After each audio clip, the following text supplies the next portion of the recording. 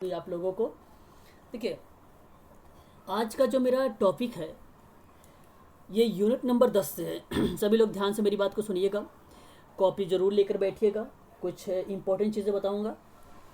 और ये unit number जो 10 है और जो 9 है, ये दोनों सिलेबस खुद कहता है कि समाज कार्य अभ्यास।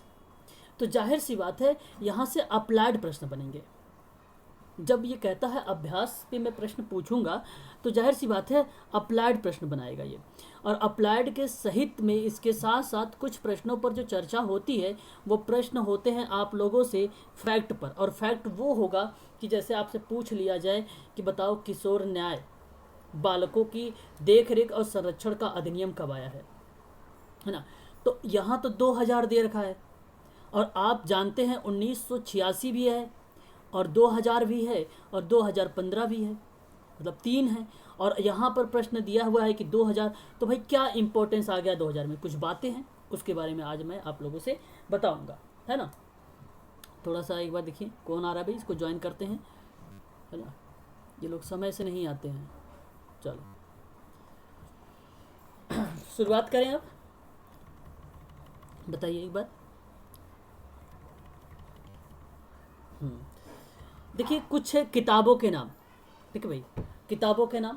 जैसे प्रश्न में अगर कभी पूछा जाए, हालांकि इतने डीप में नहीं, यूनिट नंबर 1 से लेकर 5th यूनिट में जितना मैंने आप लोगों को किताबों के नाम बताया है, जैसे हर एक पीडीएफ में एमपीपीएससी वाली जितनी भी पीडीएफ है, मैंने हर एक पीडीएफ में वो चीज़ें इन्वॉल्व कर रखा है कि टॉपिक शुरू होने से पहले मैंने सर कुछ किताबों के नाम ज़रूर वहाँ पे मेंशन किया है।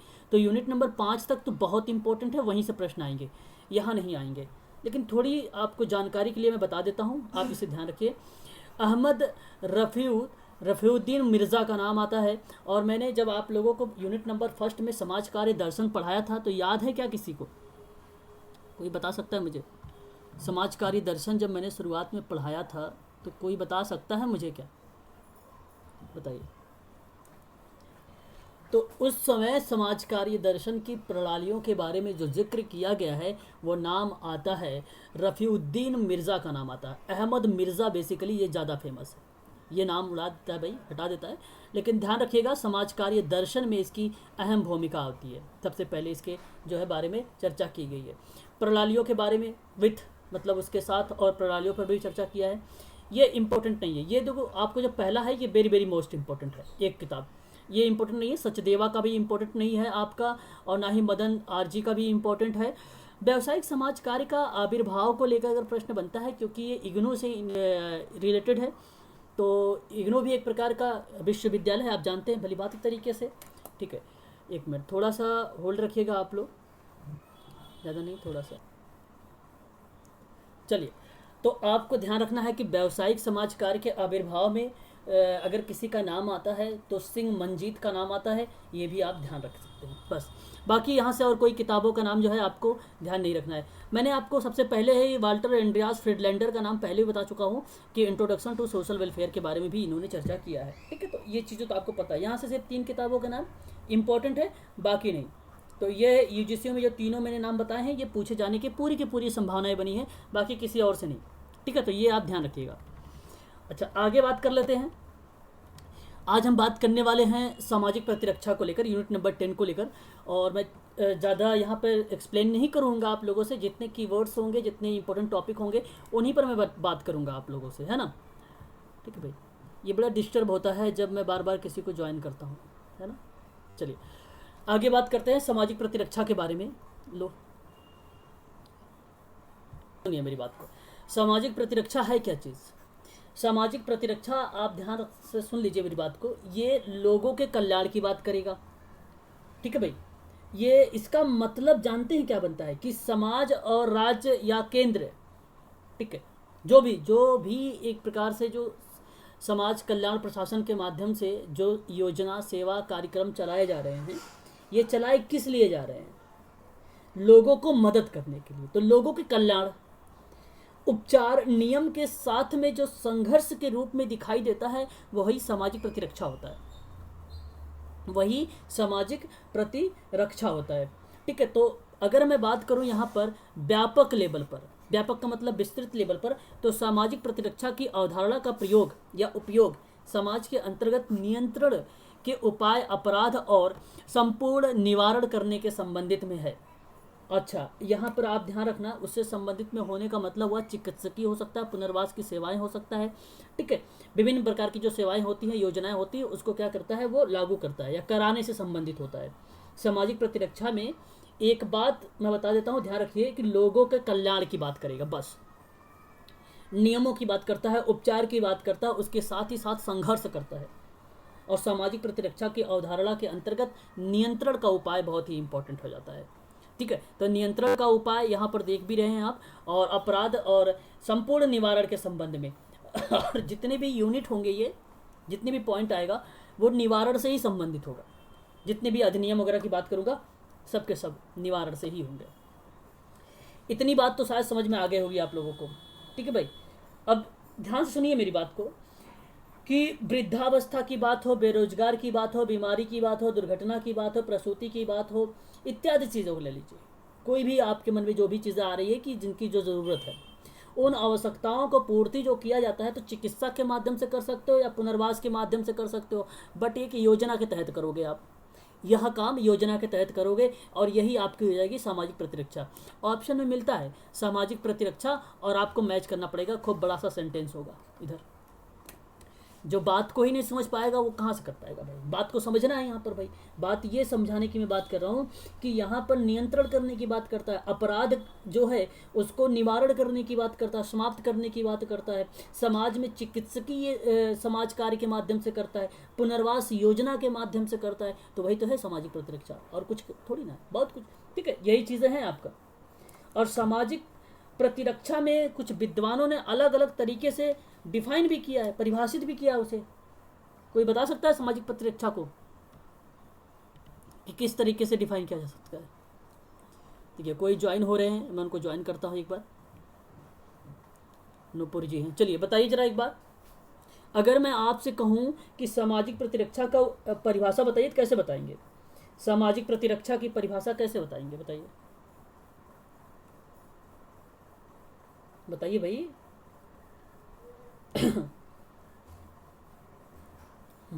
लोगों का कल्याण करना, लोगों को समाज की मुख्य धारा से जोड़ना, यह सामाजिक प्रतिरक्षा। मतलब आप ये समझिए कि सामाजिक सुरक्षा किसी भी देश के नागरिक का एक मानवीय अधिकार है। तो प्रत्येक नागरिक का आकस्मिकताओं के सुरक्षा के मिलनी चाहिए। मतलब एक प्रकार से अगर मैं आकस्मिकताओं की बात करूं, तो जैसे कोई भी समस्या है, और वो समस्या जैसे बेरोजगारी का हो सकता है, वृद्धावस्था की हो सकता है, दुर्घटना से हो सकता है, दिव्यांग बच्चों के लिए हो सकता है, ठीक है। तो उन लोगों को क्या कर रहे हैं आप, विशिष्ट समस्या का समाधान देने के लिए योजना बना रहे हैं, कार्यक्रम बना रहे हैं, तो उसे समाज की मुख्य धारा से जोड़ रहे हैं। तो एक प्रकार की सामाजिक सुरक्षा प्रदान कर रहे हैं वो।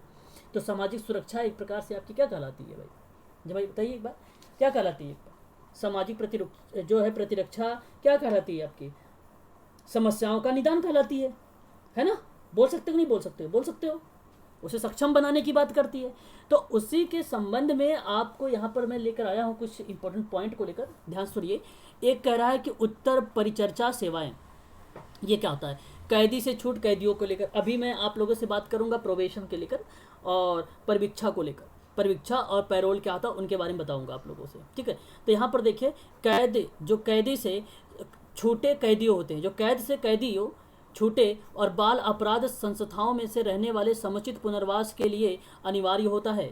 और ये उत्तर परिचर्चा जो सेवाएं होती हैं, कुछ प्रदेशों के बाद के लिए देख रेख घर और जिला आश्रय स्थल स्थापित किए गए हैं।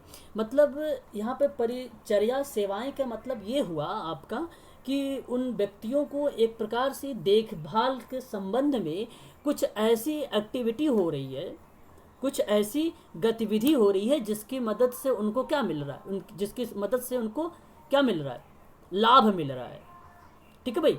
तो यहाँ आपको ये बात मैं समझाने की कोशिश कर रहा हूँ कि उत्तर परिचर्या सेवाएं जो होती हैं वो देखरेख से संबंधित है। और देखरेख के संबंधित में अगर आपको मैं बात करूँ तो यहाँ पर आगे भी देखिए आप क्या लिखा हुआ है कि कह रहा है कि भूतपूर्व कैदी और विकलांग, यानी विकलांग का मतलब होता है दिव्यांग, आजकल दिव्यांग शब्द यूज आ रहे हैं, ठीक है। यूजीसी में आपको दिव्यांग लिखा मिलेगा, विकलांग नहीं मिलेगा। अल्प अवधि के लिए दाखिल किए जाते हैं। अपराधियों के बाद वाली जो संस्थागत देखभाल तभी हो सकती है जब उसके छूटने के बाद उसके पुनर्वास के लेकर वित्तीय सहायता प्रदान की जाए। ठीक है, और इस तरीके की सहायता एक स्वैच्छिक संस्थाओं के माध्यम से किया जाता है। ठीक है, समुदाय की भागीदारी जो है इसमें सक्रिय होती है, सहयोग भी देता है। तो यह एक प्रकार का उत्तर परिचर्या सेवाएं कहलाती है। ठीक है, उत्तर परिचर्या सेवाएं कहलाती है, इसे आप ध्यान रखिएगा।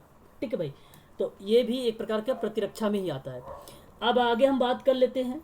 तो यहाँ पर देखिए सामाजिक प्रतिरक्षा की राष्ट्रीय संस्था है कुछ, जैसे आप लोग अभी पढ़ेंगे देखेंगे, और यहाँ पे देखिए लिखा हुआ है कि All India jail manual committee. अच्छा, इसके अंतर्गत बहुत सारे ऐसे जुवेनाइल जस्टिस कमेटी भी है, वही जुवेनाइल जस्टिस की बात मैं कर रहा हूँ यहाँ पर, वही जो ऑल इंडिया जुवेनाइल कमेटी है उसी की बात मैं कर रहा हूँ, जेल मैनुअल कमेटी को लेकर। उसका अनुमोदन का मतलब दो प्रकार का होता है, एक तो होता है स्वीकृति करने के लिए, एक होता है भाई आपका निगरानी करने के लिए। तो अनुमोदन एक प्रकार से यहाँ पे स्वीकृति की बात कर रहे हैं। ठीक है, 1957 का बात मैं कर रहा हूँ। ठीक है भाई, ये चीज़ ध्यान रखिए आप। उनको दृष्टि में अगर मैं बात करूँ तो रख कर 1961 में केंद्रीय सरकार के गृह मंत्रालय के सेंट्रल ब्यूरो को कोरेक्शन सर्विसेज की स्थापना की गई है। अब एक क्वेश्चन आपके लिए ये बन सकता है कि सामाजिक प्रतिरक्षा की राष्ट्रीय संस्थान कौन सी होती है। तो आप ये ध्यान रखिए, केंद्रीय सरकार के गृह मंत्रालय ने सेंट्रल ब्यूरो ऑफ करेक्शन यहाँ पे करेक्शनल सर्विस होना चाहिए। ठीक है, करेक्शनल सर्विस की स्थापना की है, तो यह आप ध्यान रखिएगा। ठीक है भाई, इसको कोरेक्शनल सर्विसेज की स्थापना भी बोल सकते हो। ठीक है, तो ये कब की गई थी? 1961 में की गई है। तो इतनी बात आप यहाँ पे ध्यान रखिए।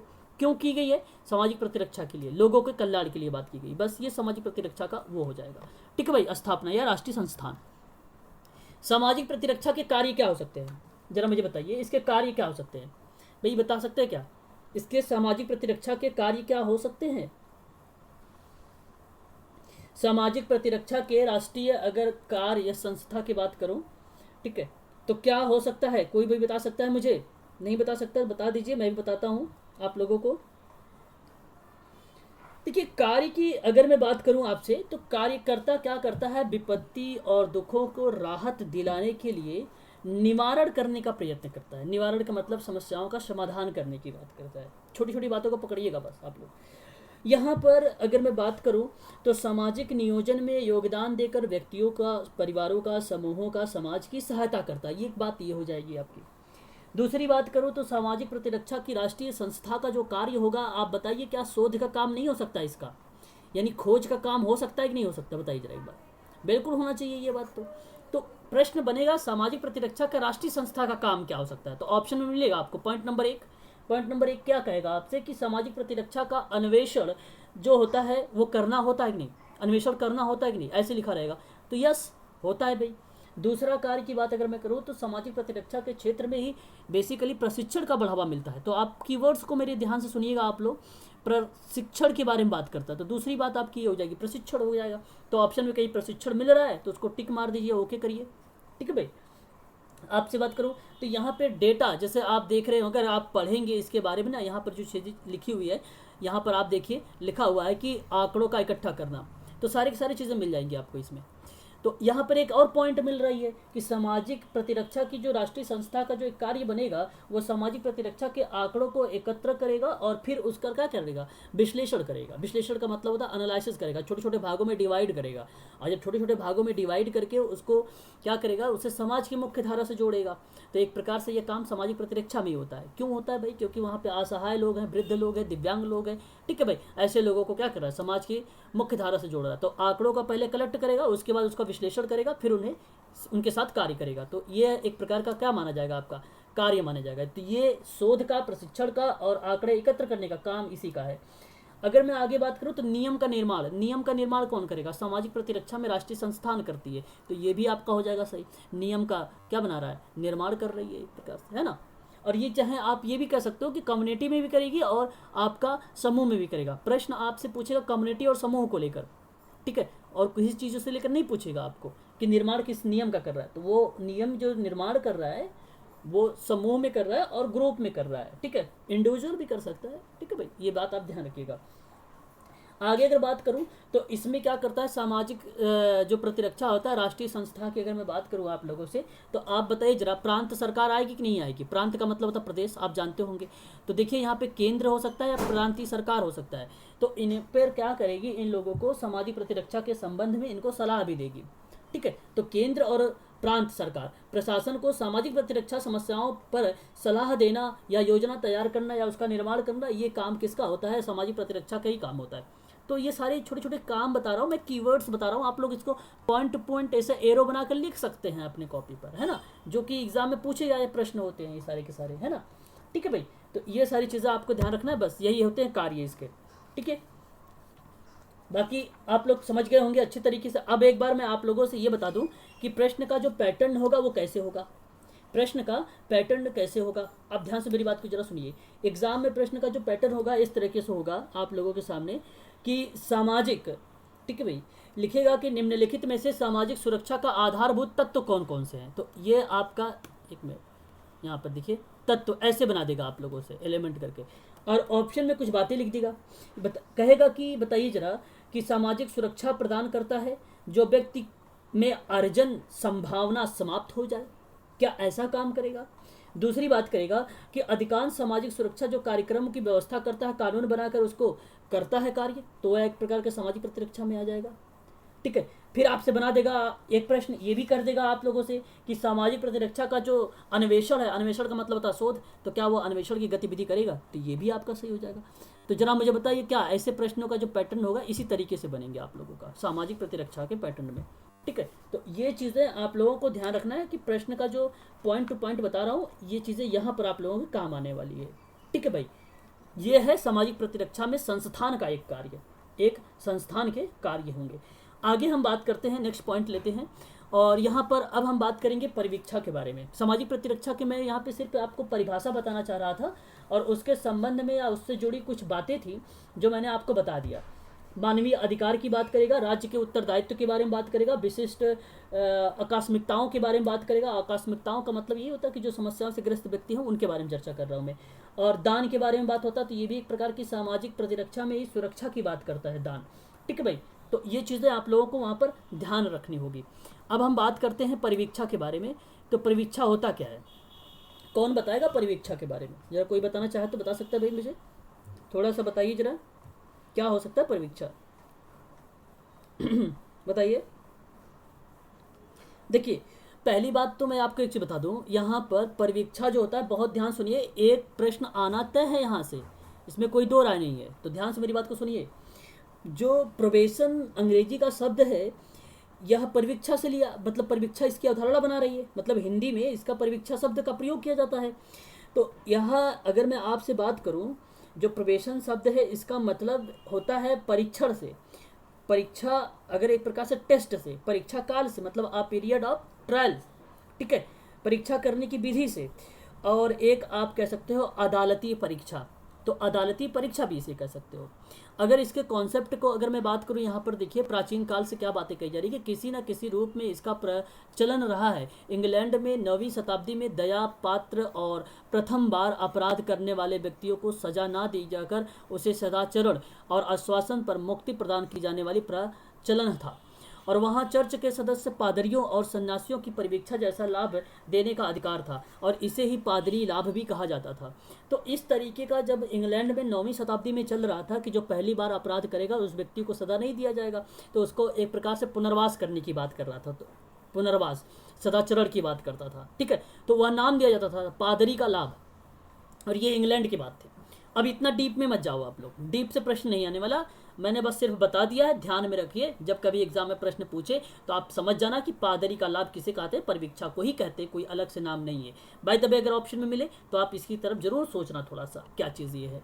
ठीक है, आगे बात करते हैं, और आगे हम बात करेंगे तो नेक्स्ट बात करते हैं आधुनिक आज के समय की, और आज का समय ही जो है ये फेमस है, यहाँ से प्रश्न बनाए जा सकते हैं। तो इसका जो श्रेय जाता है जॉन ऑगस्टस का नाम आता है, ये इसका श्रेय जाता है, और ये श्रेय किसका है भाई? परिवीक्षा का है। तो ये बात भी आप ध्यान रखिएगा। ठीक है भाई, और यहाँ पर इन्होंने कहा है कि 19वीं शताब्दी में सुधारवादी विचारधाराओं के आधार पर विभिन्न प्रकार के विद्वान लोग थे, इन्होंने अलग अलग तरीके से जो है बताया है। अगर मैं आपसे बात करूँ, एक नाम आता है रीनमैन का। नाम सुना है रीनमैन का? रीनमैन का नाम सुना है? रीनमैन जो प्रोबेशन अपराधी होते हैं, वह एक सुधार का तरीका मानते हैं जिसमें अदालत लगाई जो शर्त है उसके अनुसार सदाचरण करने पर, मुक्त किए जाने पर प्रोबेशन अधिकारी के निरीक्षण में रखे जो जाते हैं उनका नाम बोला जाता है कि ये एक प्रकार का प्रोबेशन है, यह एक प्रकार का प्रोबेशन है। या तो आप इस तरीके से समझ लीजिए, साधारण शब्दों में मैं आपको बता दूं कि प्रोबेशन इस प्रकार का दंड होने वाली संस्था से इस शर्त पर अपराधी अच्छा व्यवहार करेगा, मुक्ति मिलने को कहते हैं हम लोग प्रोबेशन। ठीक है, तो आप ऐसे समझ सकते हो प्रोबेशन किसे कहते हैं। ठीक है, सदरलैंड का नाम आप जानते होंगे भली भांति तरीके से। सदरलैंड के बारे में आप जानते हैं, अभी कल ही एक पुस्तक इनके बारे में एक वाइट कॉलर करके एक वो आया था, है ना? सदरलैंड का ही था ना वो, किसका नाम था वो, बताइए जरा। वाइट कॉलर, चलिए, तो आप एक चीज़ ध्यान रखिए, सदरलैंड क्या कहते थे प्रोबेशन का मतलब, इनका जो ये मतलब था कि दंडनीय ठहराए गए अपराधी की उस समय की अवस्था से जिसमें अपराधी की सज़ा को मौकिल, जैसे आप यहाँ पे बात करूँ, उसको करार दिया गया कि भाई ये मौकिल है, ये अपराधी है, तो उसके लिए अच्छा व्यवहार रखने के शर्त और अपराधी को स्वतंत्रता दी जाने की बात, अपराधी को स्वतंत्रता दी जाने की बात, ये सदरलैंड का एक प्रकार से स्वतंत्रता दी जाने की बात का मतलब हुआ कि उसको एक प्रकार से मॉडिफिकेशन किया जा रहा है। मॉडिफिकेशन का मतलब हो गया कि उसको पुनर्वासित करने की बात की जा रही है। ठीक है, तो ये था मतलब, इन्होंने कहा कि तत्व का निरीक्षण करो। प्रोबेशन पर छोड़े गए व्यक्ति को कार्यों की देखभाल करना कौन कहता है? ये भाई वही कहता है, सदरलैंड ही कहता है, सदरलैंड ही कहता है। प्रोबेशन का मतलब समझा रहा हूँ यहाँ पे, देखो सुधारवादियों ने कुछ विचारधाराएं प्रबल की है, मैं यहाँ पे सदरलैंड के बारे में बात कर रहा हूँ। प्रोबेशन में छोड़े गए व्यक्तियों के कार्यों की देखभाल करना, एक काम तो ये हो सकता है। दूसरा काम, तथ्यों को जो निर्देशन दिया गया था, यानी प्रोबेशन पर जो छोड़े गए व्यक्ति थे वो समय समय पर उनका आचरण और कार्य का संबंध जो है वह सुझाव देना, मतलब उसके संबंध में आपको क्या देना है, सुझाव देना है उसको, है ना, ताकि वो एक प्रकार से समाज की मुख्य धारा से जुड़ सके, ऐसा काम। फिर उसकी सहायता की आवश्यकता के अनुभव पर तो राज्य सरकार उसे हर संभव सहायता देने का प्रयास करेगी, तो राज्य सरकार भी उसे संभव देने का पूरा जो है प्रयास करेगी ताकि वो समाज की मुख्य धारा से जुड़ सके। इस तरीके की बात जो है कुछ विचारधारियों ने कहा है। तो प्रबल अगर मैं बात करूं यहाँ पे, तो एक मूलतः जॉन करके नाम आता है, जॉन मूलतः अमेरिका के निवासी है। सन 1841 में 1841 में बोस्टन की एक अदालत में एक आदतन शराबी अभियुक्त को इस शर्त पर छुड़ा लाए थे कि वह भविष्य में कभी शराब नहीं पिएगा। तो कभी अगर एग्जाम्पल बनता है तो आप ये भी ध्यान रखिए, 1841 में बोस्टन का नाम आता है। अदालत में एक आदतन जिसको आदतन था वो शराब से था, उसको सुधारने के संबंध में इन्होंने शर्त रखी थी कि मैं उसे सुधार दूंगा। तो यह एक प्रकार का इन्होंने काम किया था, ठीक है, बोस्टन। और ये काम कब हुआ था? 1841 में।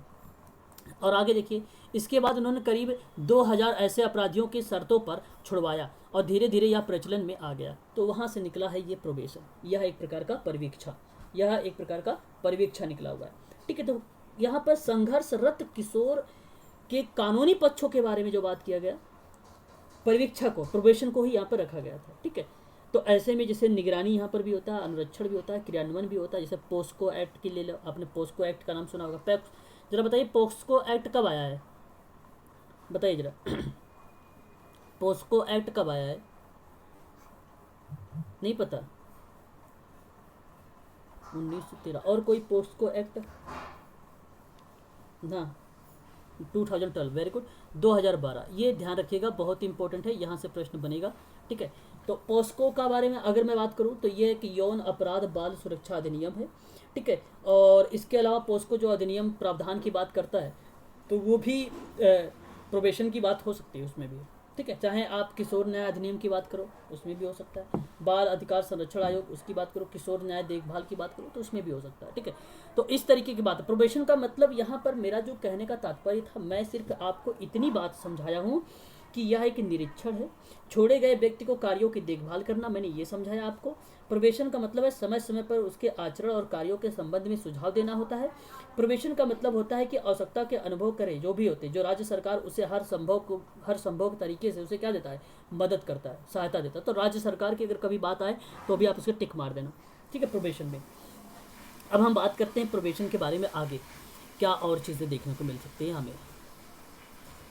देखिए यहाँ पर आपने देख रहे होंगे प्रोबेशन हिंदी का रूपांतरण। देखो यहाँ पर जो परिवीक्षा अंग्रेजी के शब्द के प्रोबेशन का एक हिंदी रूपांतरण है और इसकी लैटिन शब्द से प्रोबेट। ये इतना सरल प्रश्न तो पूछेगा नहीं आपसे, और मतलब जरूर पूछ सकता है, भाई बताइए क्या होता, परीक्षण होता है। अगर ये याद है तो आप इजीली कर पाएंगे, है ना। अब इसका मतलब सिर्फ केवल परीक्षण ही नहीं होता, परीक्षा भी होता है, परीक्षा काल भी होता है, परीक्षा करने की विधि भी होती है, और एक अदालती परीक्षा भी होती है। तो कई मतलब निकल जाते हैं, निकालो तो कई मतलब निकलेंगे भाई इसके, है ना।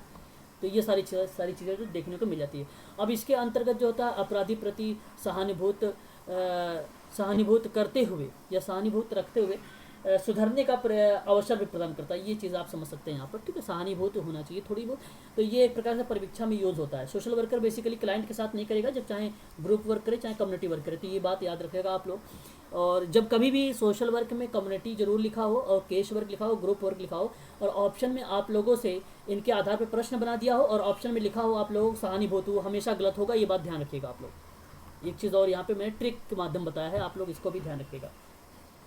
दूसरे शब्दों में यह कहा जा सकता है कि परिवीक्षा के अंतर्गत अपराधी की सजा को उसके सदाचरण के आश्वासन पर स्थगित किया जाता है। यदि अपराधी परिवीक्षा काल के अपराध में पुनरावृत्ति करता है तो उसे पुनः दंड देने का वह भागी बन जाता है, या ऐसे पुनः दंड भी दिया जा सकता है। अगर कोई अपराधी फिर दोबारा से अपराध करता है तो उसे दोबारा भी दंड दिया जा सकता है। ये चीज़ भी आपको ध्यान रखनी होगी।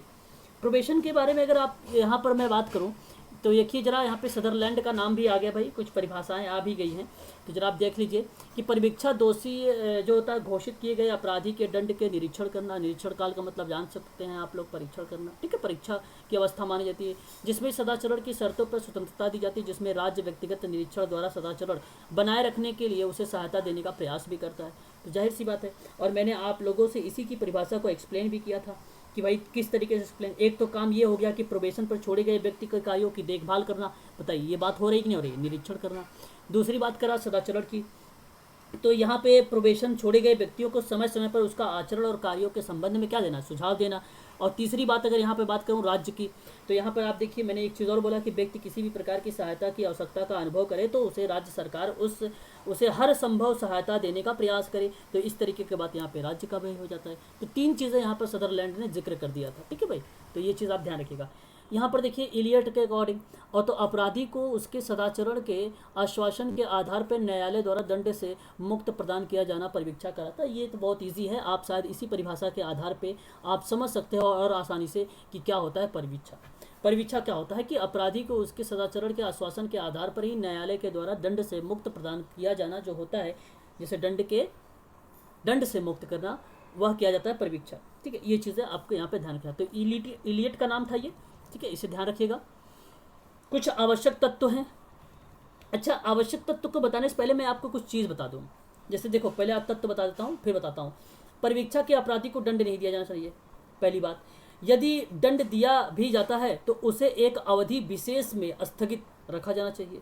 यदि इस दौरान अपराधी अपराध की पुनरावृत्ति करता है तो उसे दंडित किया जाना चाहिए। ये तीन बातें हैं कुछ आवश्यक तत्व के रूप में।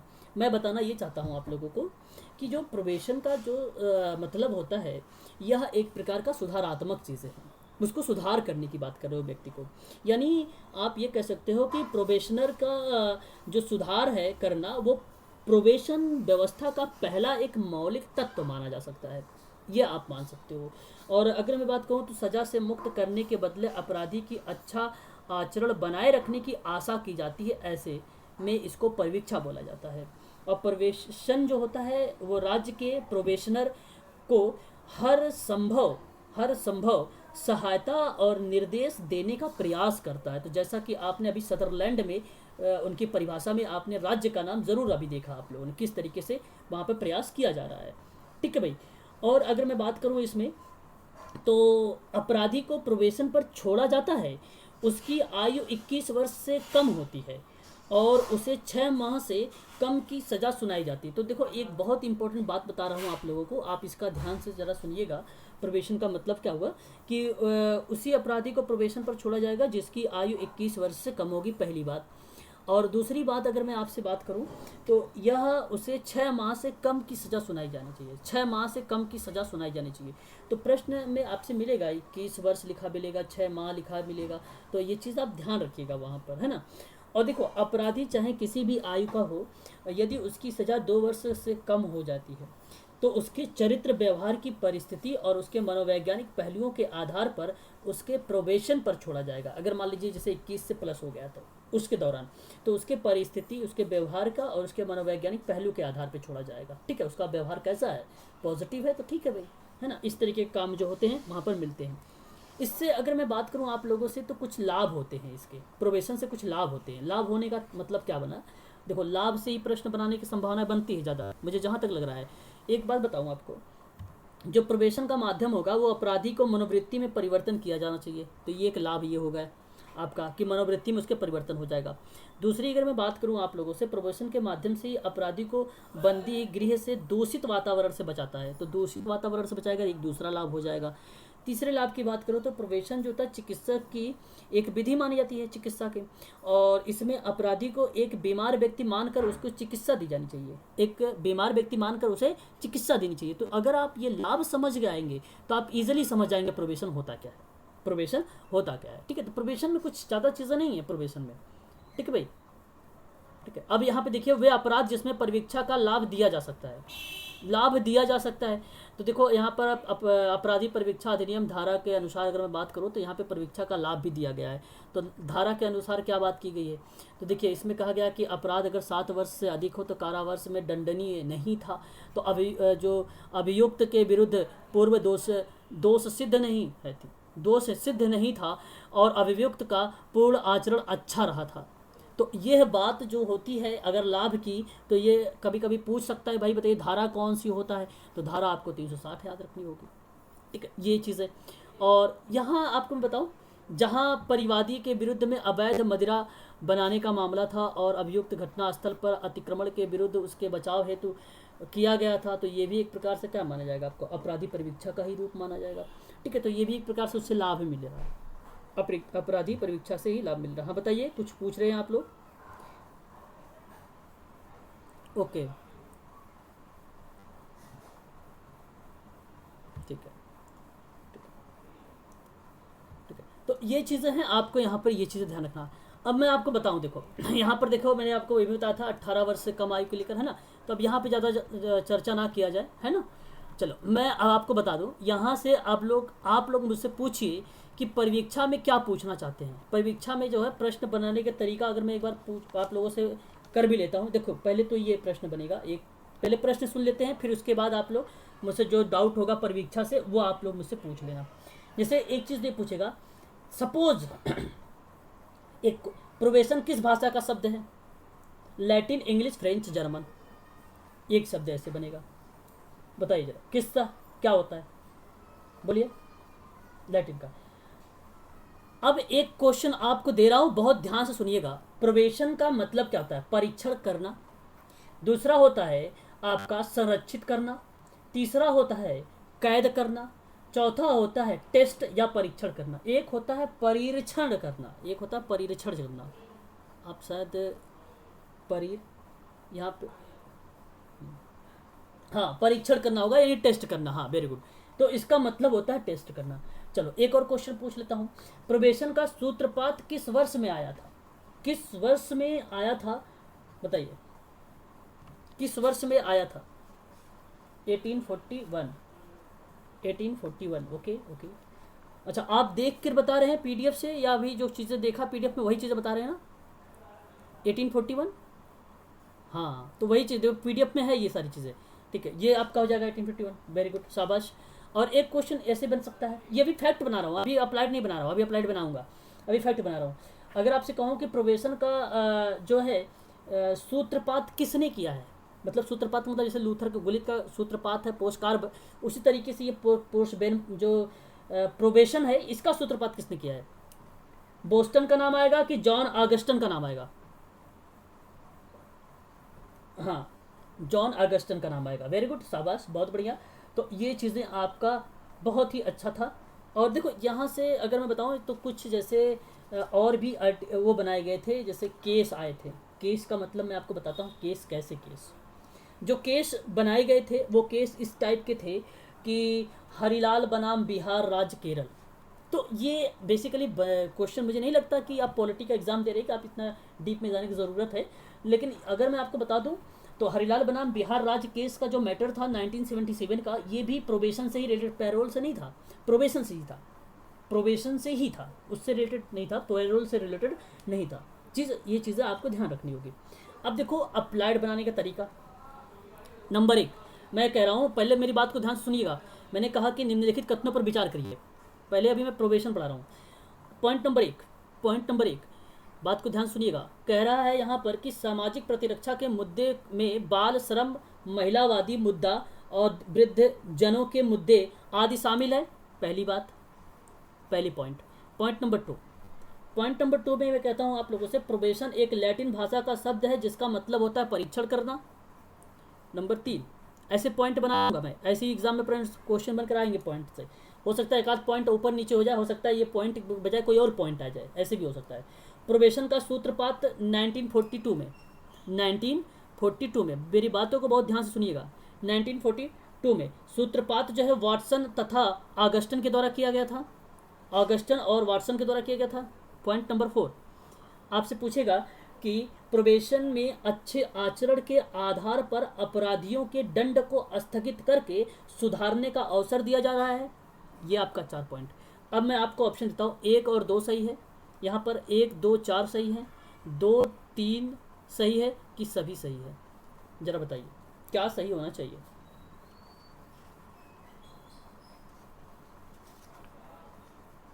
ओके,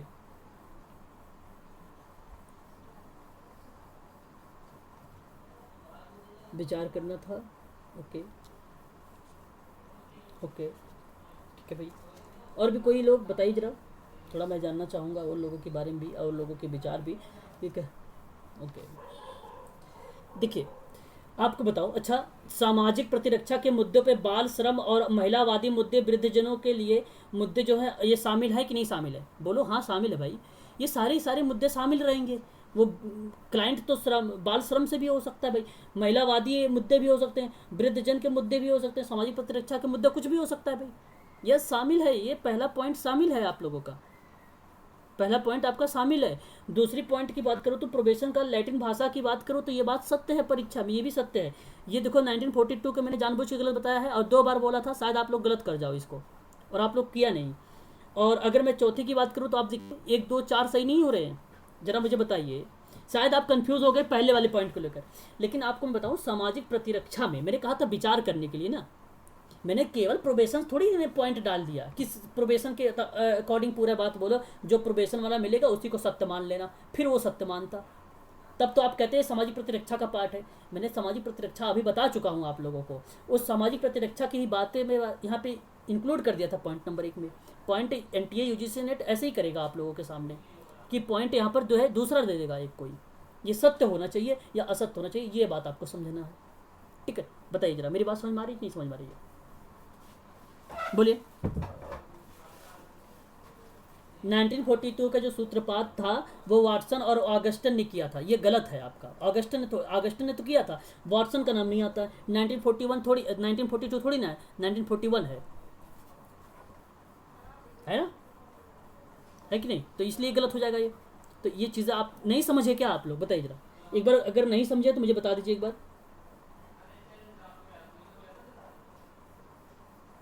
कौन कौन से पॉइंट नंबर 1, पॉइंट थर्ड का मतलब ये है मेरे भाई, मैं कह रहा हूं कि निम्नलिखित कथनों पर विचार करना है। आप मुझे बताइए, प्रोबेशन का सूत्रपात 1942 में वाटसन और ऑगस्टन ने किया था, यस या नो? प्रोबेशन का 1942 में किया था वाटसन और ऑगस्टन ने, हाँ या ना बोलो? नहीं, केवल ऑगस्टन ने किया था, वो 1941 में किया था, बस सिंपल सी बात। इसलिए ये गलत हो गया, ये तो मैंने जानबूझ के गलत बोला है यार। यहाँ पे ही देख लो 19, अरे मेरे भाई वाटसन तो बिहेवियर वाद का सिद्धांत दिया है जेबी वाटसन ने, व्यवहारवाद का सिद्धांत दिया है प्रियंका मैडम, जेबी वाटसन ने व्यवहारवाद का सिद्धांत दिया, खरगोश पर किया था, अल्बर्ट अपने बच्चे पर, 11 महीने का बच्चा था उसका, वहां पर खरगोश की आवाज़ पे उसने क्या किया था, अपनी थ्योरी दी थी, ठीक है, व्यवहार का। तो वो चीज़ें वहां पर आता है वाटसन का नाम, यहाँ पर थोड़ी आएगा वाटसन का।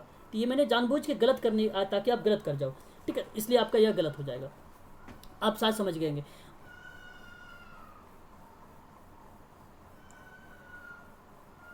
अरे 1841 बोला हूँ कि 1941 बोला हूँ? 1841 में ऑगस्टन ने कहा था, अरे भाई वाटसन नहीं, ऑगस्टन का नाम मैंने बोला था। अच्छा अच्छा अच्छा अच्छा, बोला 1841, ओके ओके, चलो ठीक है, बोल दिया होगा 1841, लेकिन आप लिखा तो सही होगा मैंने 1941, बोल दिया होता भाई, बोल दिया होगा मैंने, मानता हूँ बोल दिया होगा। 1840 1841 लिखा हुआ है, एक मिनट जाइए, एक मिनट, पीडीएफ भी दिखा देता हूँ, शायद 1841 थोड़ी होना चाहिए, ऐसा कुछ तो नहीं होना चाहिए। मैं एक बार पीडीएफ दिखा दे रहा हूँ आप लोगों को भाई, क्या बात,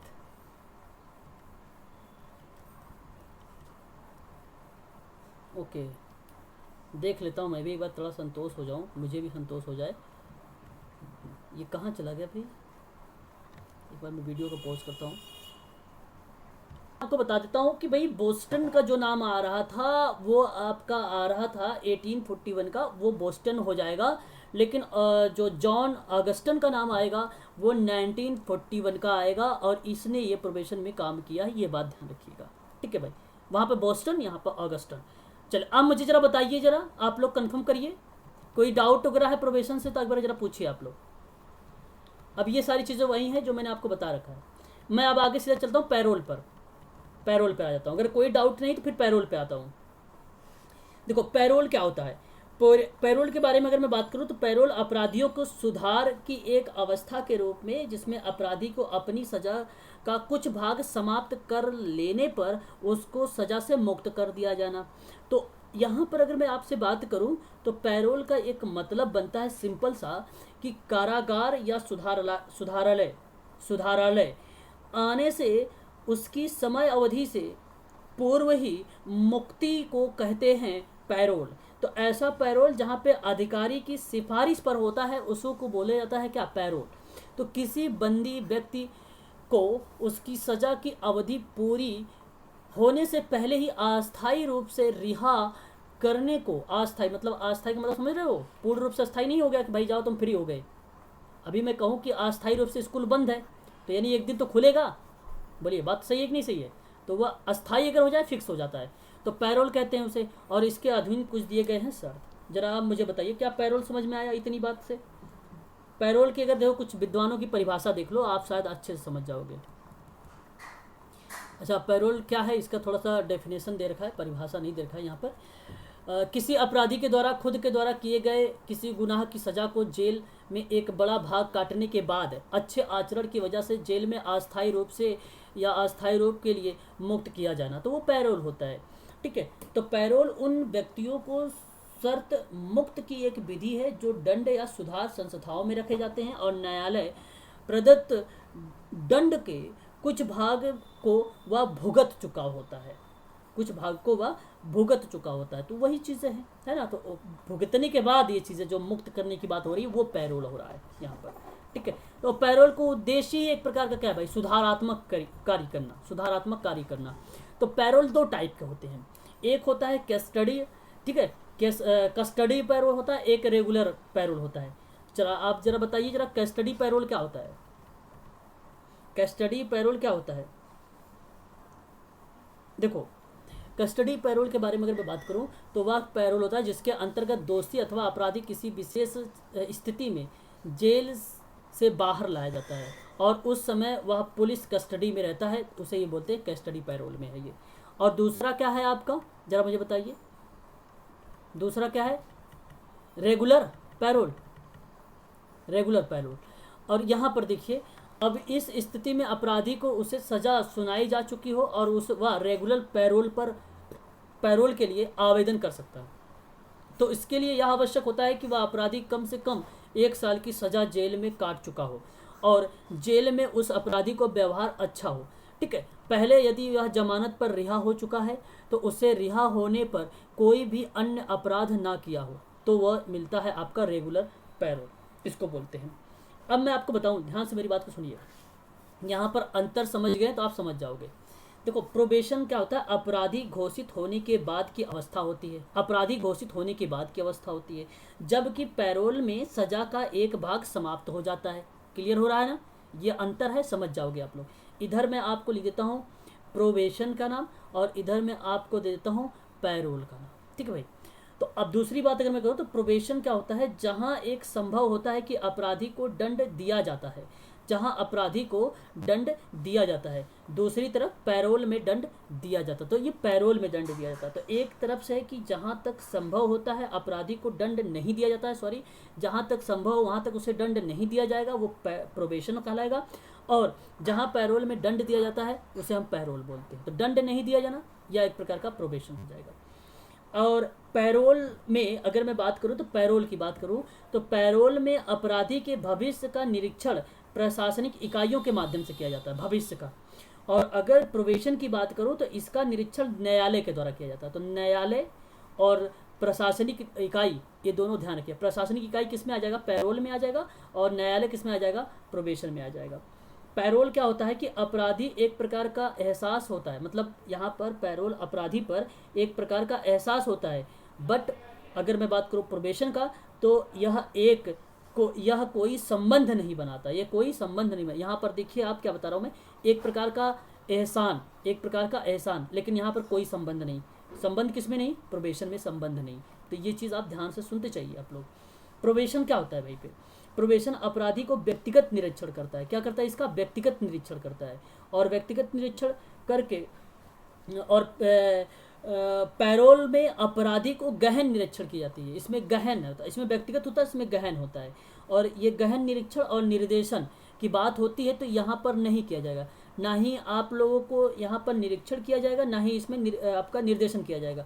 लेकिन निरीक्षण और निर्देशन व्यक्तिगत तरीके से जो किया जाता है वो प्रोबेशन में किया जाता है। ये बात ध्यान रखिएगा आप लोग।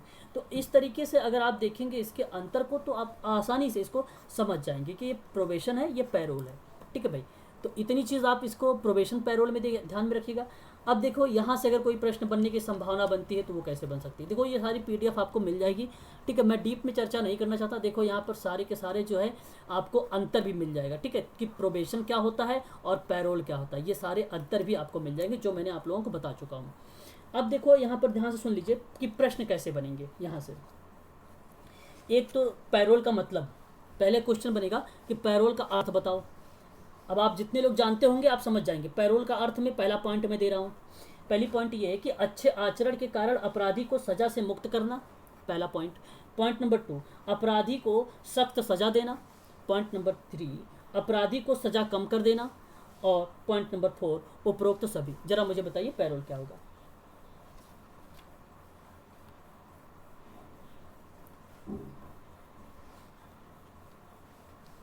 बोलिए, पैरोल का मतलब क्या हुआ? पैरोल का मतलब होता है अच्छे आचरण के कारण अपराधी को सजा से मुक्त करना, यही मतलब होता है ना? यही सही है आपका। हाँ, अपराधी को सख्त सजा देना गलत हो जाएगा आपका, और अपराधी को सजा कम करना ये भी गलत हो जाएगा आपका। यही सही मतलब है। अब यही अगर आप समझ गए तो पैरोल पूरा समझ गए। बस पैरोल का मतलब यही बनता है। अब मान लो अप्लाइड टाइप के अगर कोई प्रश्न बनते हैं पैरोल में तो वो किस तरीके से बनेंगे। जैसे यह प्रश्न देखो, प्रश्न बताता हूँ, एक मिनट। थोड़ा सा पेज जो मिले मुझे ब्लैंक, कहीं मिल भी नहीं रहा है। ठीक है, अब यहाँ पर देख लीजिए थोड़ा सा। अच्छा, ये सारे के सारे पैरोल के दिए गए हैं नोट्स, है ना भाई, इसको ध्यान रखिएगा। अच्छा, यहाँ देखिए मैं एक प्रश्न और दे रहा हूँ। अगर मैं आपसे कहूँ कि विचार करो, कह रहा हूँ कि पैरोल का मतलब होता है अपराधी के द्वारा अपनी सजा का एक बड़ा भाग, अपनी सजा का एक बड़ा भाग काटने के बाद अच्छे आचरण के कारण उसे जेल से रिहा नहीं करना चाहिए। जेल से रिहा नहीं करना चाहिए, पहला पॉइंट। पॉइंट नंबर 2 आपसे कह रहा है कि बाल न्याय अधिनियम 2000 में लाया गया था ये, पॉइंट नंबर 2। पॉइंट नंबर 3 कहता है कि बाल न्याय अधिनियम के अंतर्गत बाल अपराधियों से मुकदमे की सुनवाई और उसके सुधार के लिए बाल न्यायालय की स्थापना का प्रावधान करना चाहिए। पॉइंट नंबर 4 कि अधिनियम के अंतर्गत व्यक्ति बालक दोषी पाया गया है और उसे जेल भेज देना चाहिए, उसे जेल भेज देना चाहिए। बातों को अगर आप लोगों ने ध्यान से सुना होगा तो बहुत अच्छी बात है। तो जरा मुझे बताइए, केवल एक सही है। पॉइंट नंबर 2 2 और 3 सही हैं। पॉइंट नंबर 3 1 2 3 4 चारों सही हैं। और पॉइंट नंबर 4 इनमें से कोई नहीं। बताइए, 2 और 3, 2 और 3। देखिए यहाँ अगर मैं आपसे बात करूँ 2 और 3 की, इनका कहना है भाई। और अगर मैं यहाँ पर आप लोगों से बात करूँ तो आप मेरी बात को ध्यान समझिए। मैंने पहली पॉइंट क्या बोला था, मेरी बात को ज़रा सुनिएगा। मैंने कहा था कि वर्ष 2000 में लागू हुआ किशोर न्याय अधिनियम संयुक्त राष्ट्र कन्वेंशन के आधार पर बनाए, सॉरी यार, मैंने क्या बोला था, पैरोल के मतलब था कि किसी अपराधी के द्वारा अपनी सजा को एक बड़ा भाग काटने के बाद अच्छे आचरण का क्या कर लेना, जेल से रिहा नहीं करना। तो बताइए जरा ये सही है या गलत।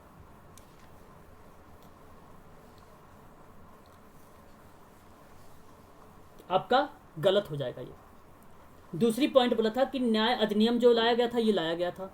और तीसरी मैंने आप लोगों से बोला था कि बाल न्याय अधिनियम के अंतर्गत बाल अपराधियों के मुकदमे को सुनवाई और उसको सुधारने के लिए बाल न्यायालय की स्थापना की गई थी या प्रावधान किया जाता, ये भी है सही। और 4 पॉइंट गलत था कि यदि बालक दोषी पाया गया तो उसे जेल भेज देना चाहिए, है ना, तो ये गलत था। तो पैरोल से संबंध में इस तरीके से आप लोगों के पॉइंट मिल सकते हैं आप लोगों को। आगे हम बात कर लेते हैं। और आप लोग साथ पीडीएफ देख रहे होंगे, पीडीएफ दिखाई दे रहा है आप लोगों को, बताइए। अब मैं आपसे बात करने चल रहा हूँ, एक पॉइंट मेरी बात को बहुत ध्यान सुनिएगा। ये एक प्रकार का है किशोर अपराध के संबंध में।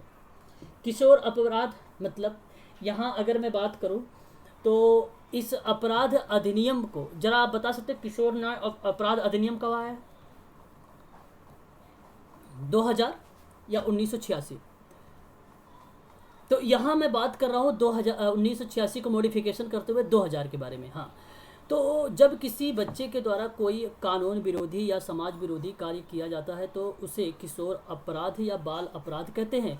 कानूनी दृष्टिकोण से बाल अपराध 8 वर्ष से अधिक और 16 वर्ष से कम आयु के बालक पे किया गया कानूनी विरोध कार्य होगा, जिसमें कानूनी कार्यवाही के लिए बाल न्यायालय के समक्ष उपस्थित किया जाएगा। और भारत में बाल न्याय अधिनियम 1986 को संशोधित कर दिया गया 2000 में, और उसके अनुसार 16 वर्ष तक की आयु के लड़के, 18 वर्ष तक की आयु की लड़कियों के अपराध को बाल अपराधी की श्रेणी में सम्मिलित किया जाएगा। बहुत important point, very very most important point. ये प्रश्न बनाया गया है, यही पॉइंट डिक्टो उठा के रख दिया गया है क्वेश्चन में, ठीक है। तो ये ध्यान रखिएगा आप लोग, ठीक है। तो 16 वर्ष की आयु का लड़का और 18 वर्ष के लड़की, तो इनके अपराध करने पर ये बाल अपराधी की श्रेणी में सम्मिलित किए जाएंगे। ये बात ध्यान रखिएगा। यस होगा ये, यहाँ पर अप्लाइड टाइप के जो प्रश्न बनाए जाएंगे जरूर यहाँ से पूछे जाएंगे आप लोगों से, ठीक है। तो ये हो जाएगा। और अगर आगे मैं बात करूँ आप लोगों से, नेक्स्ट पॉइंट के ले लेता हूँ थोड़ा सा। देखो यहाँ पे हाल ही में बात हुई 2014 के अकॉर्डिंग बात करूँ तो केंद्रीय महिला और बाल विकास मंत्रालय मेनका गांधी ने इस बात पर बल भी दिया है कि किशोर न्याय बाल जो बच्चों के देखभाल संरक्षण का अधिनियम 2000 है, वहाँ पे किशोरों के द्वारा की गई महिलाओं के खिलाफ अपराधों के विरुद्ध में संशोधन करने की ज़रूरत है। मतलब उस अधिनियम में संशोधन करना ज़रूरी है। तो ये मेनका, अब ये प्रश्न नहीं पूछेगा किसने कहा, ये क्या नहीं कहा, ये नहीं पूछा जाएगा आप लोगों से, है ना। और ये जब किशोर न्याय अधिनियम 2000 से पहले जब 1986 जो था, इसको जब निरस्त किया गया तभी ये लाया गया है, ठीक है, उसको निरस्त किया। अब इसमें आप मत सोचिएगा कि 8 वर्ष पूछ लेगा, 10 वर्ष पूछ लेगा, ऐसा कुछ नहीं, जो कि अभी आपने ऊपर देखा है ऐसा कुछ नहीं पूछा जाएगा इसमें, ठीक है। 2000 और 2015 बहुत इंपॉर्टेंट है, ये दोनों चीज़ें बहुत इंपॉर्टेंट है, इसको ध्यान रखिएगा। क्योंकि 2000 में वर्ष एज दे दिया था 16 और 18, इसी वजह से ये इंपॉर्टेंट हो गया था ये प्रश्न। तो इसमें क्या गया है, बच्चों के सुरक्षा और संरक्षण हेतु उसमें कन्वेंशन के लेकर व बाल संरक्षण के लिए कानून 1989 को ये आधारित हुआ था, या उसी पर आधारित था ये संरक्षण संयुक्त राष्ट्र कन्वेंशन जो बाल अधिकार संरक्षण कानून था 1989 का, उसी पर ये आधारित था, ठीक है, ठीक है। ये चीज़ आप ध्यान रखिएगा। और वही चीज़ें यहाँ पर भी देख सकते हैं, ठीक है, 16 वर्ष यहाँ पर मेंशन भी किया गया है ना। मैं आगे बढ़ता हूँ, ठीक है। बाकी वही, अच्छा आपने देखो यहाँ पर अभी मैं आप लोगों को बता रहा हूँ, निर्भया एक अधिनियम आया था, है ना, कब आया था, कौन बताएगा मुझे, 2012 में, मैंने यहाँ पे कहीं देखा, हाँ देखो यहाँ पर देखो, किशोर न्याय अधिनियम में संशोधन करने की जो मांग हुई थी दिसंबर में, तो दिसंबर 2012 में निर्भया मामले के जो बाद जो सुनवाई हुई थी, तो 6 अपराधियों को, सबसे क्रूर अपराधी 18 वर्ष से कम आयु का था, जिसमें केवल 3 साल की ही सज़ा दी गई थी, है ना, जिसमें 3 साल की सज़ा दी गई थी। तो निर्भया आंदोलन में इसमें कुछ मॉडिफिकेशन किया गया है, मांग की गई है, ठीक। अब 2015 पढ़ेंगे तो उसमें आपको समझ में आएगा। और यहाँ पर आप देख सकते हैं, देखो लिखा हुआ है कि वर्ष 2012 की तुलना में 2013 में 18 वर्ष से कम आयु के अपराधियों के द्वारा जो बलात्कार के मामले आए थे, तो वो 60% की वृद्धि हुई थी इसमें, है ना। तो ये चीज़ भी आप लोग इसे ध्यान रखिएगा। चलिए आगे बात कर लेते हैं। और किशोर न्याय अधिनियम में ऐसा कुछ है नहीं। यहाँ पर देखिए निर्भया एक्ट कब आया था, इसके बारे में थोड़ा सा जान लीजिए, ठीक है। निर्भया जो अधिनियम है 2013, यहाँ पर लिखा हुआ है, संशोधन आपराधिक कानून वाला अधिनियम है ये। और ये 2013 निर्भया एक्ट में प्रचलित नाम था, जिसमें भारतीय संसद के लोकसभा के द्वारा ये 19 मार्च 2013 और 21 मार्च 2013 के पास कर दिया गया। ये भारतीय दंड संहिता के अकॉर्डिंग इसको जो है भारतीय साक्ष्य अधिनियम या दंड प्रक्रिया संहिता 1973 में सेक्सुअल अपराधों के लिए एक विशेष प्रबंध जोड़े गए थे, ठीक है ना भाई। तो 2 अप्रैल 2013 को भारत के राष्ट्रपति द्वारा हस्ताक्षर हुआ था, और 3 अप्रैल 2013 को यह पूर्ण रूप से क्या हो गया, लागू हो गया, ठीक है। तो ये चीज़ें ध्यान से दो। उस समय अगर आपसे पूछा जाए कि भाई तत्कालीन राष्ट्रपति कौन थे भाई, तो या तत्कालीन राष्ट्रपति जिसे अध्यादेश जिस समय जारी किया गया था, तो वो प्रणब मुखर्जी के द्वारा दिल्ली में घटित हुई थी ये घटना। तो ये चीज़ें आप ध्यान रख सकते हैं, ठीक है। और यहाँ पर देख सकते हैं जम्मू और कश्मीर को छोड़कर यहाँ पर वो लागू नहीं है। बाकी सबसे जो द्वारा अधिनियमित किया गया है, लोकसभा द्वारा पारित कब हुआ है, 19 मार्च 2013 को। और किसके द्वारा ये अधिनियमित आप देख सकते हो, राज्यसभा लोकसभा दोनों आता है। पारित करने का तिथि जो है वो 21 मार्च 2013। ये इतना डीप में नहीं जाने की जरूरत है, आप लोग ये याद रखिए बस 2013, ठीक है। यहाँ से आप लोगों का क्वेश्चन बनेगा। नाम से जाना जाता है 2012 का ही, ठीक है भाई, 2012 के नाम से जाना जाता है, ठीक है। तो ये है किशोर न्याय अधिनियम। आपको यहाँ पर मुझे जो बताना था ये कि किशोर न्याय अधिनियम 2000 का होता क्या है भाई, ठीक है भाई, 2000 में होता क्या है। तो उसमें आपको बता दूं, कानूनों के साथ अगर बात किया जाए, या अपराध में सार्वभौमिकता के रूप में आता है, जहाँ पे बाल अपराध सार्वभौमिकता के रूप में देखने को मिलता है, तो वह पारिवारिक और सामुदायिक विघटन की देन भी मानी जाती है, ठीक है। तो इसी को इन्होंने कहा कि जुवेनाइल डिलेवेंसी या जुवेनाइल जस्टिस, किशोर की एक संघर्षरत व्यवस्था के रूप में आप इसको समझ सकते हैं, ठीक है भाई। तो ये चीज़ें हैं। और उसी तरीके से अगर मैं किशोर न्याय बाल सुरक्षा और देखभाल अधिनियम 2015 की बात करूं, तो उसके अंतर्गत किसी अपराध के संबंधित जांच के लिए आयोग के उतरते ही अधिकार होंगे, और जितने भी CPCR होंगे वो अधिनियम 2005 के ही अंतर्गत होंगे, सारे के सारे CPR, ठीक है। तो ये था आप लोगों का, ठीक है। अगर कोई डाउट है तो आप लोग मुझसे पूछ लीजिए। किशोर न्याय अधिनियम 2000 के अंतर्गत, किशोर न्याय अधिनियम 2000 के अंतर्गत बता दीजिए। अगर किसी को कोई डाउट है तो आप लोग पूछ सकते हो, बताइए। कोई डाउट नहीं है आप लोगों का, बताइए। तो बस आपको वही बात ध्यान रखनी, किशोर न्याय अधिनियम 2000 के अकॉर्डिंग, ठीक है भाई। और 1986 था, उसमें क्या क्या उसको कैसे मॉडिफिकेशन किया गया ये भी बता दिया आप लोगों को, ठीक है। अब हम बात कर लेते हैं अनैतिक निवारण और अधिनियम है, ये 1956 का है, ठीक है। अब इसके बारे में थोड़ा सा हम देखते हैं ये है क्या चीज़, इसके बारे में, है ना, थोड़ा सा इसके बारे में जान लेते हैं। और ये देखिए 1956 में ये पारित हुआ था ये अधिनियम, और ये अनैतिक दुर्व्यापार निवारण अधिनियम है, अनैतिक दुर्व्यापार निवारण अधिनियम है, ठीक है। इसे ध्यान रखिएगा। यह भारत के संसद द्वारा क्या हुआ, अधिनियमित हुआ, और इसमें अनैतिक कामों के लिए स्त्री, पुरुष और बच्चों को खरीद व बिक्री करना या अवैध व्यापार, ठीक है, इसके श्रेणी में आता था। ये ऐसा करना अनैतिक व्यापार या निवारण अधिनियम 1956 के अनुसार दंडनीय अपराध माना जाएगा, ठीक है भाई। तो अनैतिक देह व्यापार से पीड़ित स्त्री, पुरुष, बच्चे और संरक्षण की बात करता है, सुरक्षा पुनर्वास का अधिनियम की बात करता है, ठीक है। तो तहसील के क्षेत्र में, जिला के क्षेत्र पर राज्य के विधेयक सेवा प्राधिकरण भी निःशुल्क परामर्श के बारे में सहायता भी प्रोवाइड करता है। तो अनैतिक व्यापार निवारण अधिनियम 1956 भारत में संसद के द्वारा ये लाया गया था, इसे आप ध्यान रखिएगा, ठीक है। तो यहाँ पर जो देह व्यापार से संबंधित पीड़ित या पुरुष या स्त्री या बच्चे हो सकते हैं, तो उसके संबंध में ये कानून बनाया गया। यह एक प्रकार का दंडनीय अपराध माना जाएगा, ये आप लोग ध्यान रखिएगा इसका, ठीक है भाई। बताइए, यहाँ आपको डीप में भी मिल जाएगा, थोड़ी बहुत जानकारी भी मिल जाएगी कि अनैतिक व्यापार निवारण अधिनियम सर्वप्रथम 1956 में बनाया गया था और इस अधिनियम में संशोधन करके 1986 में इसको व्यापक रूप से प्रदान किया गया। और इस अधिनियम में अनैतिक जो कार्य होंगे उसके अंतर्गत वेश्यावृत्ति, तस्करी के अतिरिक्त बाल श्रम, घरेलू कार्य और भीख मांगने के संदर्भ में अंगों को काटना या अन्य कार्य जो अनैतिक कार्य हो उसके अंतर्गत ये सारे के सारे कार्य आ जाते हैं अनैतिक व्यापार निवारण अधिनियम में। सारे के सारी चीज़ें आ जाएंगी, मेंशन हो जाएगा। ठीक है, तो 1956 आप ध्यान रखिएगा, इसी को मॉडिफिकेशन कर दिया गया 1986 में। कौन सा? अनैतिक व्यापार निवारण अधिनियम। क्या क्या चीज़ें आती हैं वो चीज़ें आप लोग ध्यान रखना होगा। ठीक है भाई, तस्करी आ जाती है, वैश्यावृत्ति आ जाती है, बाल श्रम आ जाता है, घरेलू कार्य हो जाते हैं, भीख मांगना हो जाता है। ठीक है, इस तरीके के जो कार्य होंगे इसमें शामिल हो जाते हैं। ठीक है, तो ये आपसे प्रश्न बनाएगा, आपसे पूछेगा सम्मिलित को लेकर, तो अनैतिक व्यापार निवारण अधिनियम याद रखिएगा, इंपॉर्टेंट है ये। ठीक है भाई, चलिए आगे बढ़ लेते हैं और भी देख लेते हैं। इसमें कुछ चीज़ें अगर मिल जाती है कॉमन चीज़ें तो उसको भी बता देता हूँ आप लोगों को। यहाँ पर आप देखिए, तो यहाँ एक चीज़ मैं आपको बता दूँ, एक और जो है नाम पूछा जाता है। जैसे आपको बताऊँ बालक, तो यहाँ पर ध्यान से सुन लीजिए। बालक में एक ऐसा व्यक्ति अभिप्रेरित होता है जिसमें 16 वर्ष की आयु पूरी नहीं की हो तो वो बालक कहलाएगा। और ये अनैतिक व्यापार जो निवारण अधिनियम है 1986 ये बात ही कर रहा है यहाँ पर। ठीक है भाई, और एक चीज़ और देखिए, यहाँ पर देखिए ये इंपॉर्टेंट है इसलिए ये प्रश्न बनाए जाते हैं यहाँ से। ठीक है भाई, कि इसके अंतर्गत कितने वर्ष के बालक को क्या कहेंगे, बालक कहेंगे, वयस्क कहेंगे, ये चीज़ें पूछा जाता है। वयस्क की बात करता हूँ तो वयस्क में अगर बात किया जाए तो ऐसा व्यक्ति अभिप्रेरित जिसमें 18 वर्ष की आयु पूरी कर ली हो उसे वयस्क बोलते हैं। और ये कौन से अधिनियम के अंतर्गत होता है? अनैतिक व्यापार निवारण अधिनियम के अंतर्गत ये बात कही गई है। ठीक है, जैसे वयस्क हो गए हैं, 18 साल का कोई व्यक्ति है तो आप बोलते हो किसके अनुसार बोलते हो? अनैतिक व्यापार निवारण अधिनियम के अंतर्गत बोलते हो। अवयस्क का मतलब एक ऐसा व्यक्ति विपरीत जो 16 वर्ष की कम आयु पूरी कर ली हो किंतु 18 वर्ष की आयु पूरी नहीं हुई, मतलब 16 और 18 के बीच में है, 16 और 18 के बीच में, तो वह अवयस्क हो जाएगा। ठीक है, तो ये 3 पॉइंट थी, यहाँ से आप लोग इसको ध्यान रखिएगा। ठीक है भाई, बाकी यहाँ पर और डीप में ये सारी चीज़ें आप लोगों को भी मिल जाएगी। बाकी यहाँ पे कोई ज़रूरत नहीं है आप सबको ये सारी चीज़ें जानने की, है ना।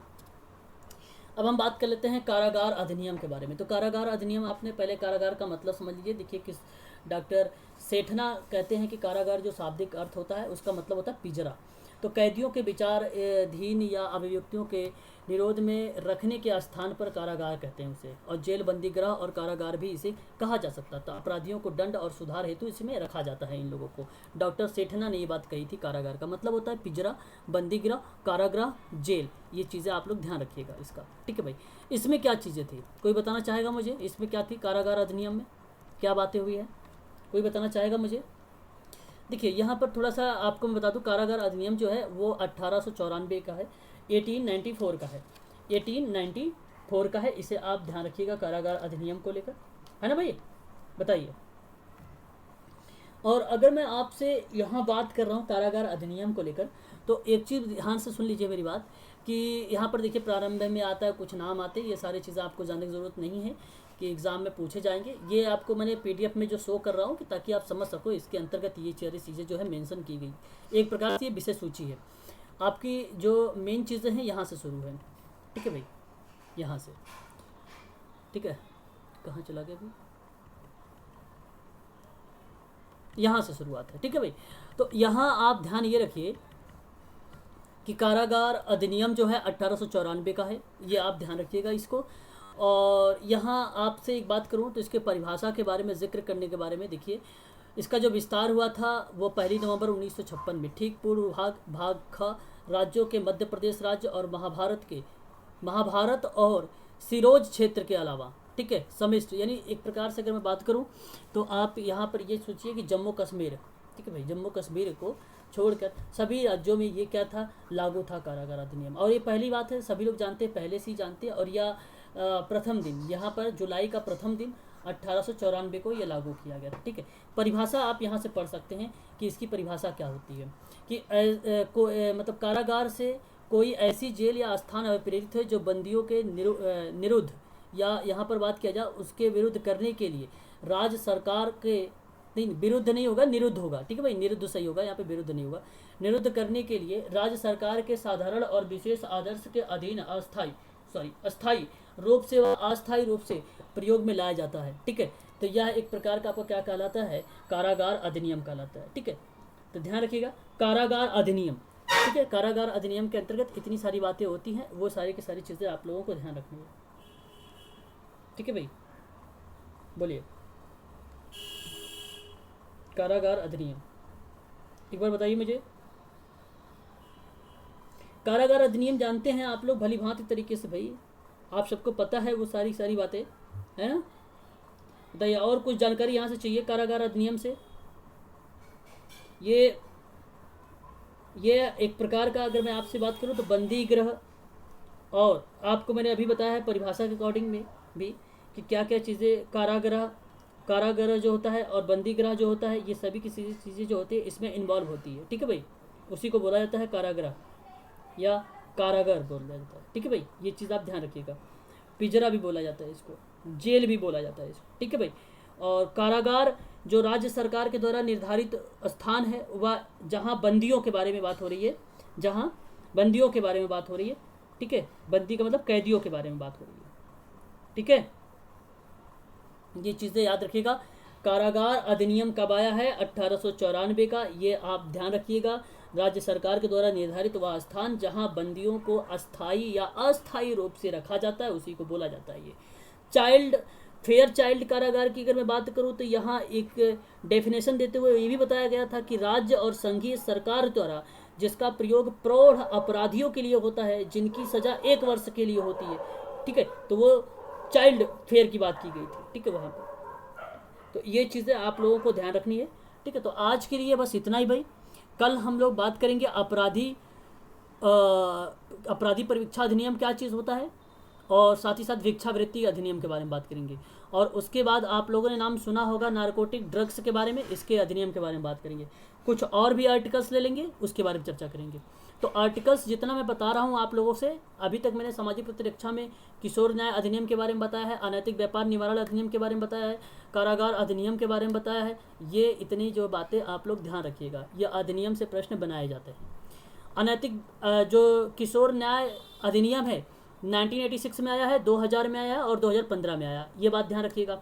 इसमें 16 वर्ष और 18 वर्ष एज ध्यान रखिएगा। और आपको अनैतिक व्यापार निवारण के अधिनियम में क्या होगा, इसमें बालक बोला हूँ, वयस्क बोला हूँ और अवयस्क बोला हूँ। 16 से 18 अवयस्क, और 18 अगर हो गया तो वयस्क, और अगर 16 से कम है तो वो क्या हो जाता है, आपका बालक हो जाता है। तो ये चीज़ ध्यान रखिएगा। फिर मैंने आप लोगों को कारागार अधिनियम बताया 1894 का, जिसमें बंदी जेल, बंदी गृह और कारागार बोलते, जिसको पिंजरा बोला जाता है। तो इसमें क्या होता है, सुधार किया जाता है, इस व्यक्तियों को सुधारा जाता है, उसमें एक प्रकार का सुधार गृह। तो ये अस्थायी भी हो सकता है, अस्थायी भी हो सकता है व्यक्ति उसमें। ठीक है, तो इतनी बात आप ध्यान रखिएगा इसमें। ठीक है भाई, बताइए, क्लियर हो गया?